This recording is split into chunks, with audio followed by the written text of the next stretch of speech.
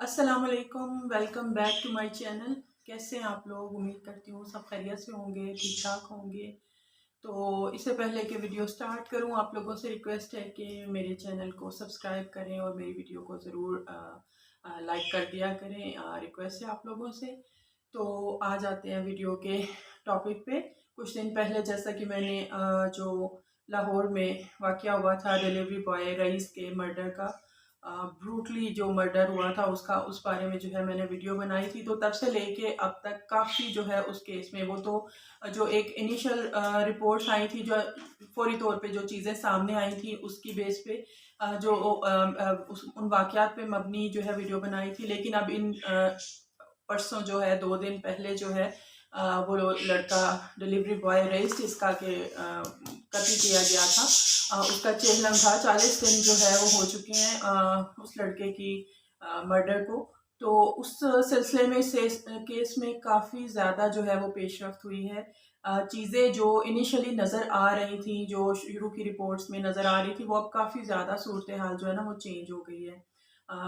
जो daily basis पे तफ्तीश हो रही है, जो बयानात सामने आ रहे हैं, तो उसके बाद जो है ना अब काफ़ी चीज़ें कुछ क्लियर होके जो है ना सामने आ चुकी हैं, काफ़ी चीज़ें जो है वो इस्टेब्लिश हो चुकी हैं।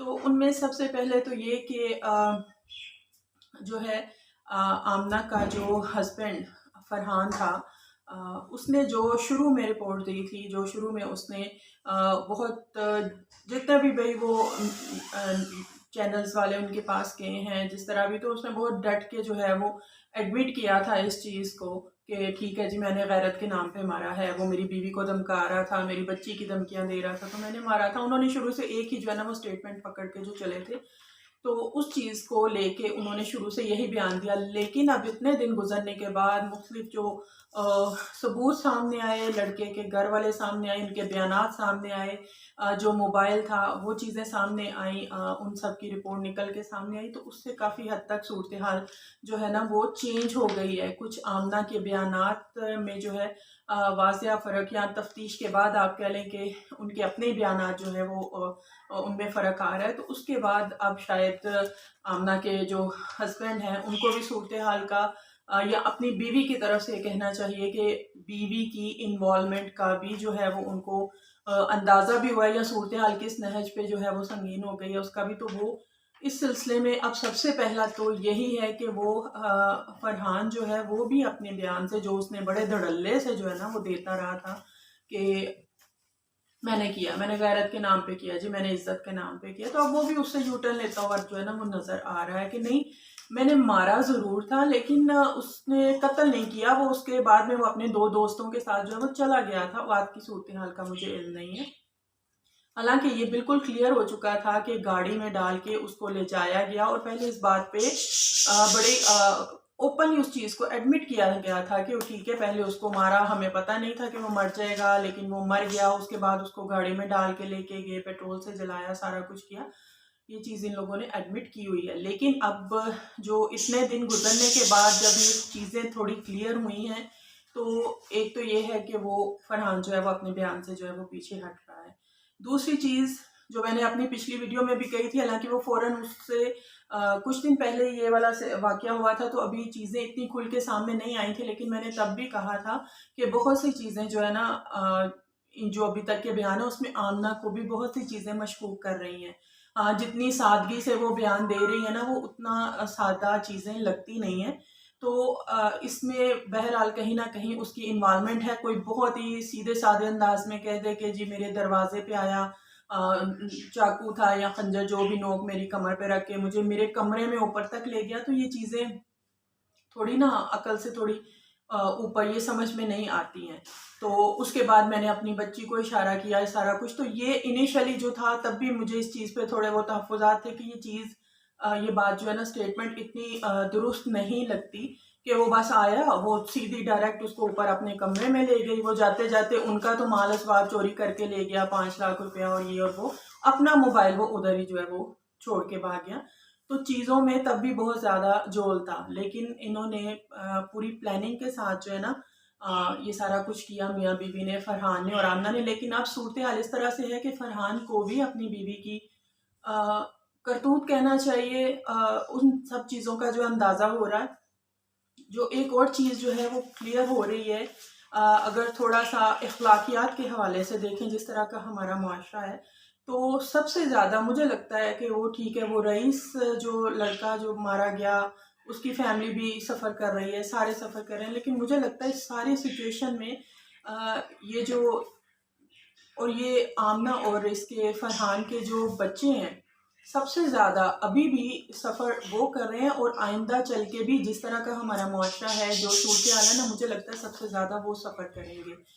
तो इन लोगों ने उस चीज़ को नहीं सोचा, और इसमें मेरे हिसाब से अब इतने दिनों के बाद चलो अब एक थोड़ा सा कह लें कि मैं भी अपनी तरफ से एक स्टेटमेंट देना चाहूँगी, जहाँ एक कंक्लूजन पे जो है वो पहुँचना चाहूँगी, जो मेरी तरफ से मेरा एक अंदाज़ा है, मेरा एक आइडिया है कि इसमें जो मेन कल्प्रिट थी वो आमना है। मेन जो कल्प्रिट है वो आमना है। ये तो साबित हो चुका है कि वो इक्वली जो भी रिलेशनशिप था रईस के साथ उसमें इक्वली वो इन्वॉल्व थी। ठीक है, उसको बुलाने में, सारा कुछ करने में, इन सब चीज़ों में इक्वली इन्वॉल्व थी। उसके शोहर को भी इस चीज़ का जो है वो इल्म हो चुका था। उसके बाद उसे रईस की शादी का पता चला है, तो वो तब भी जो है वो उसके पीछे पड़ी थी। ये अक्टूबर में रईस की शादी, अब 2 दिन पहले रईस का जो है वो चेहलम हुआ है, तो उसकी जो वीडियोस देखने में आई उसके भाई की, उसकी सिस्टर की, उसकी वालदा की, और वो बहुत बुरी तरह से, क्योंकि ज़ाहिर है उनका जवान बेटा जिनका गया है वो तो सब्र आते आते आएगा, लेकिन जिस तरीके से गया है, जो वीडियो सामने आई हैं, जो उसके बाद पोस्टमार्टम की रिपोर्ट वगैरह सामने आई है, और जो जिस तरीके से वो बता रहे हैं कि जिस हालत में वो जो लाश को जो जल चुकी थी उसको लेके आए हैं, तो किसी भी माँ बाप के लिए वैसे ही बहुत अजियतनाक है कि अगर उनका जवान बेटा जो है मारा जाता है, या वैसे तभी मौत मरता है, लेकिन इस तरीके से जिस तरह से कि उसको जला दिया गया था, और इतने बुरे तरीके से, मैंने पहले भी अपनी पुरानी वीडियोस में भी कहा है कि हम लोग जो है ना वो हम सब किसी ना किसी पॉइंट पे ना जहनी उलझनों की वजह से थोड़े थोड़े साइको जो है होते जा रहे हैं। कभी जैसे पिछली वीडियो में एक वो जो खैर से मौलवी साहब थे, उन्होंने एक सिर्फ बच्चे को एक दिन छुट्टी करने पे इतना बेदर्दी से मारा कि एक कीमती जान जो है वो किसी की औलाद जो थी वो चलेगी। सेम इस तरह से सिर्फ अपनी ही रंगरेलियों कहना चाहिए, थोड़ा सा हार्श वर्ड हो जाता है, लेकिन अब किया है तो जाहिर है जो हम भी उसके बारे में वही लफ्ज़ बोलेंगे।